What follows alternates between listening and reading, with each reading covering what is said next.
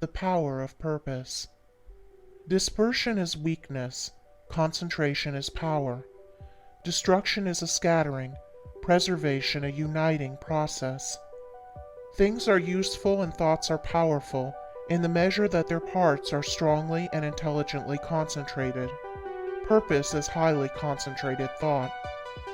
All the mental energies are directed to the attainment of an object, and obstacles which intervene between the thinker and the object are, one after another, broken down and overcome. Purpose is the keystone in the temple of achievement. It binds and holds together in complete whole that which would otherwise lie scattered and useless. Empty whims, ephemeral fancies, vague desires, and half-hearted resolutions have no place in purpose. In the sustained determination to accomplish, there is an invincible power which swallows up all inferior considerations and marches direct to victory. All successful men are men of purpose. They hold fast to an idea, a project, a plan, and will not let it go.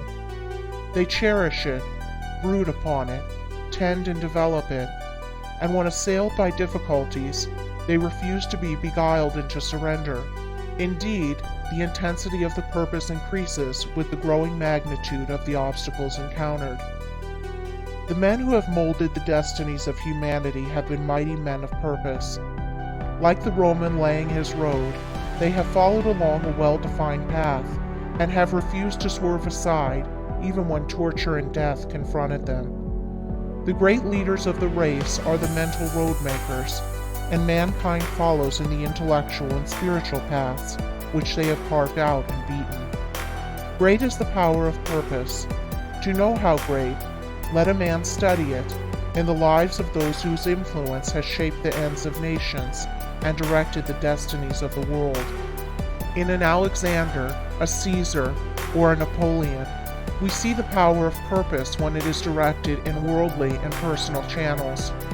In a Confucius, a Buddha, or a Christ, we perceive its vaster power when its course is along heavenly and impersonal paths.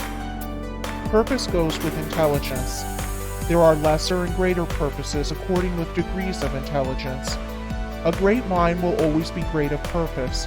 A weak intelligence will be without purpose. A drifting mind argues a measure of undevelopment.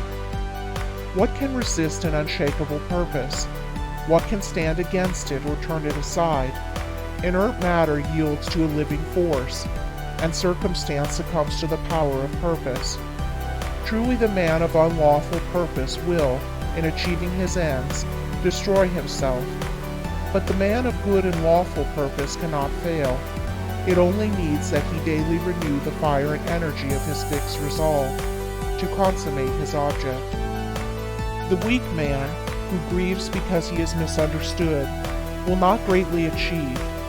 The vain man, who steps aside from his resolve in order to please others and gain their approbation, will not highly achieve. The double-minded man, who thinks to compromise his purpose, will fail. The man of fixed purpose who, whether misunderstandings and foul accusations, or flatteries and fair promises, rain upon him, does not yield a fraction of his resolve, is the man of excellence and achievement, of success, greatness, power. Hindrances stimulate the man of purpose. Difficulties nerve him to renewed exertion. Mistakes, losses, pains do not subdue him, and failures are steps in the ladder of success, for he is ever conscious of the certainty of final achievement. All things at last yield to the silent, irresistible, all-conquering energy of purpose.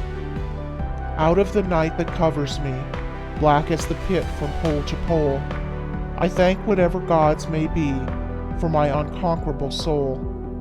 In the fell clutch of circumstance, I have not whined nor cried aloud. Under the bludgeoning of chance, my head is bloody but unbowed. It matters not how strait the gate, how charged with punishment the scroll. I am the master of my fate. I am the captain of my soul.